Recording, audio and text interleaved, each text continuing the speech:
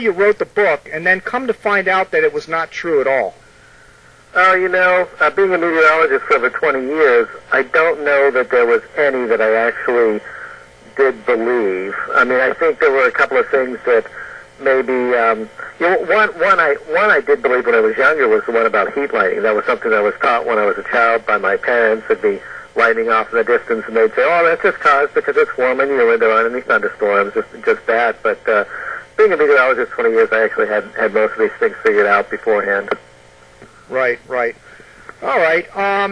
Now, here's the one that really gets me. Now, at Hurricane City, we're always talking about the wind and hurricanes and everything. And I always hear this all the time. Chicago, the windy city, Chicago. It's not really the windiest city, is it?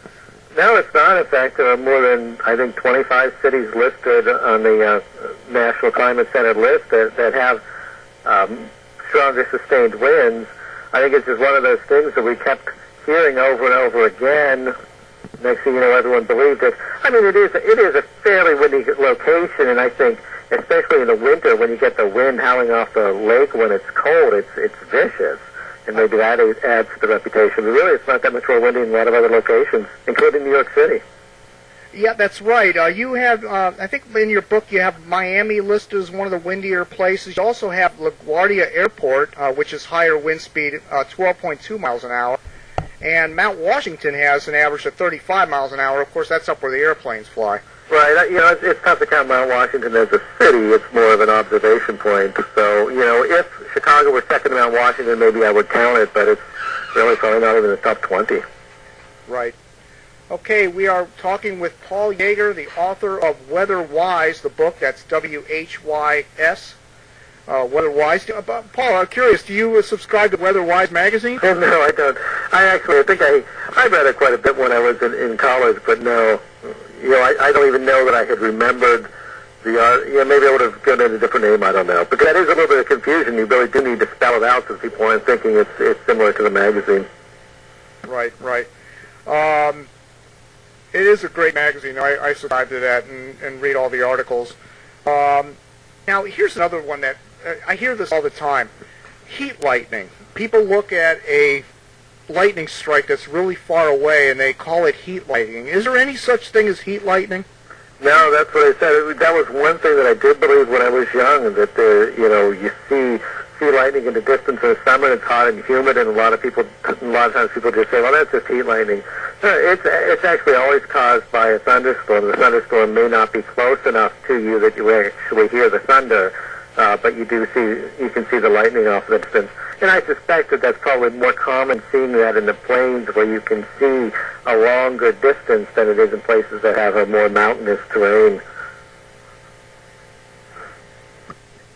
But certainly, well, I'm curious to why they call it heat lightning, though. I mean, what if it's cold? Well, it wouldn't be cold, but what if it was maybe 60 degrees or something, and there was a thunderstorm? Could this happen? No, well, yeah, you can have a thunder at 60 degrees, sure, but I think what they're saying is, most thunderstorms occur when it's kind of warm and humid, and especially when you're talking about an air mass thunderstorm as opposed to something associated with a front, they often die out before they make it all the way across a region. So I guess the perception is on those warm, humid nights where it's hot and sticky, and thunderstorms don't make it there, the impression is maybe it's the heat and humidity causing the lightning as opposed to an actual distant thunderstorm. Right. All right. Now the next one is another one that I hear all the time. It's always raining in Seattle. That's right. I think that's one of the most popular myths in the country. You ask anyone, and it's like jokes about Seattle and the rain are about as popular as the policeman in a donut. Everyone just thinks it's always raining in Seattle. And they do get a lot of rain during the fall through the spring months, but all of the West Coast gets very little rain during the summertime, and without any rain during the summer, they actually average less rain than New York City, Boston, Atlanta, Miami. Almost all places in the East get more rain overall than Seattle. Yeah, and then you have here the New York City averages around 50 inches compared to Seattle's 37, and Miami is the most, right? Well, I don't have the statistics right in front of me, but yeah, it's one of the most impressive. But that almost makes sense because any time of the year it can rain in Miami. June, July, August, September rain is very rare in Seattle.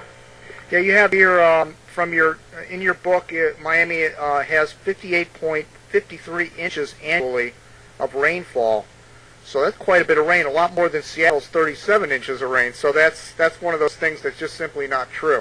Correct. Now, it does. The rain is significantly higher along the northern coast of Seattle. There are some locations there that do get 150, I believe, 100 to 150 inches of rain per year. But